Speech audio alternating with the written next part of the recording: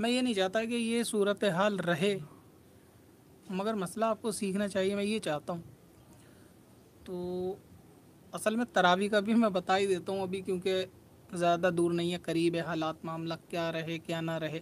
آگے۔ تراویح بھی مسجد میں کیونکہ باجماعت نہیں ہو پائیں گی، ایسا غالب گمان ہے، باقی اللہ بہتر جانے کیا معاملہ ہے۔ تو کیونکہ ابھی تک یوٹیوب کے اوپر جو معاملہ چل رہا ہے نا، جو میں دیکھ رہا ہوں یا لوگ مجھے لنک بھیج کے دکھوا رہے ہیں، وہ یہ چل رہا ہے کہ کوئی صورت بھی پیش آتی ہے نا تو لوگوں کو ٹرینڈنگ ٹاپک بنانے کا موقع مل جاتا ہے ہر ایک چیز میں۔ تو یعنی کچھ غیر تحقیقی باتیں بھی ہوتی ہیں جو صحیح بھی نہیں ہوتی، وہ بھی چل پڑتی ہیں، اور وہ جھوٹی بھی ہوتی ہیں بہت ساری۔ تو ابھی کیونکہ ابھی جیسے ہی رمضان آئے گا تو ابھی لوگ جو ہے نا، ابھی جیسے یہ جمعہ گزرا ہے نا، اس میں بھی لوگوں نے بہت سی، میں نے ویڈیو دیکھی، میں کسی ایک کا ذکر یا نام نہیں لے رہا، مگر میں نے بہت سی ویڈیو دیکھی جنہوں نے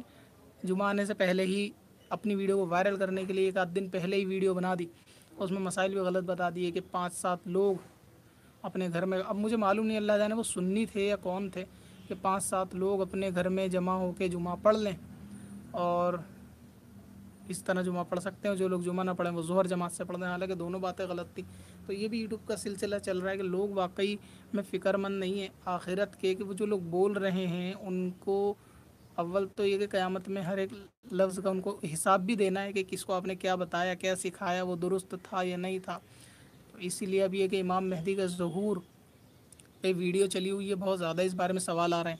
مگر کیونکہ ایک بدبخت کا چینل ہے وہ، تو میں اس بارے میں زیادہ بات نہیں کرنا چاہتا۔ سنی مسلمانوں کے لیے تو اتنا ہی کافی ہے کہ وہ ایک مہربان علی کر کے خبیث ہے، اس کے چینل پہ ویڈیو آئی ہے، تو آپ لوگوں کو نہ وہ دیکھنے کی ضرورت ہے، نہ اس پہ کوئی اعتماد کرنے کی ضرورت کہ وہ صحیح بول رہا ہوگا۔ جھوٹا اور مکار قسم کا تو آدمی ہے، حضرت علی کو حضرت موسیٰ سے افضل بتائے، ایسے لعنتی شخص سے دور ہی رہنا چاہیے، اس کی ویڈیو سے بھی دور رہنا چاہیے، بد عقیدہ شخص ہے اعلیٰ درجے کا۔ تو اسی لیے یہ اب میں سوچ رہا تھا یہ تراویح کے تعلق سے، کیونکہ جیسے قریب آئے گا نا تو چینل والے اپنی وہ دکان لے کر آ جائیں گے فوراً، کہ تراویح ایسے ہو جائے گی ویسے ہو جائے گی، تو سوچے اس بارے میں تھوڑا سا کلام کرتے ہیں۔ اگر بالفرض ایسا ہوتا ہے کہ تراویح پڑھنے کی نوبت آپ لوگوں کو آپ کے گھروں پر آتی ہے، اب چونکہ حافظ نہیں ہوتے، مگر میں نے اس بارے میں پہلے ویڈیو بنا بھی رکھی ہے، لیکن وہ پرانی ویڈیو ہو جاتی ہے تو کوئی باسی سمجھ کے اس کو دیکھتا نہیں ہے۔ رمضان کی نا پلے لسٹ ہے چینل کے اوپر، رمضان زکوٰۃ وغیرہ کی پلے لسٹ ہے، تو اس میں آپ دیکھیں گے نا اکیلے تراویح پڑھنے کا مسئلہ بھی لکھا ہے۔ تو اگر صورت یہی رہتی ہے جس ماحول چل رہا ہے، اور خدا نہ کرے کہ ایسا ہو، مگر کیونکہ تیاری رکھنی چاہیے، تو اس لیے مسئلہ علم میں رکھنے سے کوئی برائی نہیں ہے۔ اگر صورت یہ نہیں بھی رہے گی تو بھی لوگوں کے سامنے پیش آ سکتا ہے، تو ایسے میں تراویح جو ہے نا اب ہر شخص اپنے گھر میں جماعت کے ساتھ کر سکتا ہے، اور اس میں وہی شرائط ہوں گی جو ابھی میں نے تھوڑی دیر پہلے امام کی شرطوں کے اندر بیان کی، کہ اگر غیر فاسق شخص ہے تو وہ تراویح پڑھ سکتا ہے۔ لوگ یہ سمجھ رہے ہوتے ہیں کہ تراویح میں ایک کلام مکمل کرنا قرآن پاک جو ہے نا وہ ہر شخص کو، تراویح پڑھانے والے کو ضروری نہیں ہے، بلکہ ایسا ہے کہ بستی میں کسی چند مسجدوں میں بھی ہو جاتا ہے تو سنت موقدہ وہاں پر ادا ہو جاتی ہے کلام پاک پورا کرنے سے۔ باقی لوگ جو گھروں پہ ہیں وہ تنہا تراویح پڑھنا چاہیں تو پڑھ سکتے ہیں۔ اب آپ کو جتنی نماز کی صورتیں یاد ہوں، تراویح کے اندر بیسک چیز کیا ہے کہ 20 رکعت نماز پڑھنی ہے، بس یہ ایک بنیادی چیز ہے، اس کے اندر صورتوں کی قید نہیں ہے۔ 20 رکعت نماز پڑھنی ہے، 2 کر کے 4 کر کے بھی پڑھ سکتے ہیں، اگر آپ 4 رکعت کر کے پڑھنا چاہیں تو۔ آپ کو اگر مان لیجئے سورہ اخلاص یاد ہے، سورہ فلق ہے، سورہ ناس، بس یہ 2-3 صورتیں یاد ہیں، تو آپ انہی سے 20 رکعت نماز تراویح کی پڑھ سکتے ہیں۔ تراویح کی نیت میں بھی زیادہ لوگ کنفیوز ہوتے ہیں، اس میں کوئی کنفیوز ہونے کا مسئلہ نہیں ہے۔ دل میں آپ کا ارادہ ہے کہ آپ 2 رکعت نماز سنت تراویح پڑھ رہے ہیں، بس اللہ اکبر کہہ کے نیت باندھیں، سورت جو بھی آپ کو یاد ہو، 2 نفل کی عام نفل کی طرح نماز پڑھیں، سلام پہ پھر کھڑے ہوں، پھر تراویح پڑھیں، اور جو صورتیں آپ کو یاد ہو انہی سے تراویح پڑھ سکتے ہیں۔ تو اگر تراویح کا ماحول ایسا رہے تو آپ لوگ تراویح اس طرح اپنے گھر میں پڑھیں، لیکن پڑھنی اس کو ضرور ہے، اس کو چھوڑ نہیں سکتے، بلکہ اگر کوئی شخص تراویح تمام چھوڑ دے گا تو ظاہر ہے کہ گناہ گار ہوگا، سنت موقدہ کا ترک کرنے والا پایا جائے گا۔ تو اس میں آپ لوگ جماعت بھی کر سکتے ہیں، اگر آپ کے گھر میں کوئی ایسا شخص ہے کہ وہ اتنا قرآن پڑھنا جانتا ہو، 1-2 صورتیں ہی اس کو ٹھیک یاد ہوں تو بھی کام چل جائے گا، تو انہی صورتوں کو وہ ریپیٹ کر کے عام 2 رکعت نفل نماز جیسے پڑھتے ہیں اسی طرح وہ 20 رکعت پڑھ لیں۔ اور خواتین بھی تراویح پڑھیں تو وہ بھی، عورتیں بھی اسی طرح پڑھیں، پڑھنی ان کو بھی، عورتیں یہ سوچتی ہیں کہ ہم پہ تراویح جو ہے نا وہ معاف ہے، تو ایسا نہیں ہے،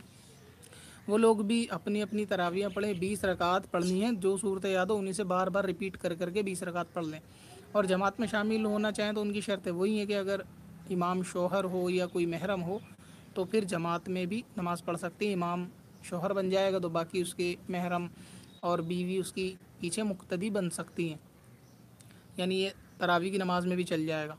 تو اس طریقے سے وہ تراویح لوگ اپنے جو ہے نا گھر میں پڑھیں، یہ گمان میں لوگ نہ بیٹھیں، اگر کوئی چینل آپ کو درس دے کہ اب مسجد میں تراویح نہیں ہو رہی تو آپ لوگ گھر میں کیسے پڑھیں گے، کہ آپ حافظ نہیں ہیں، تو اس بہانے اگر آپ خالی بیٹھ جائیں گے نا تو گناہ گار ہوں گے۔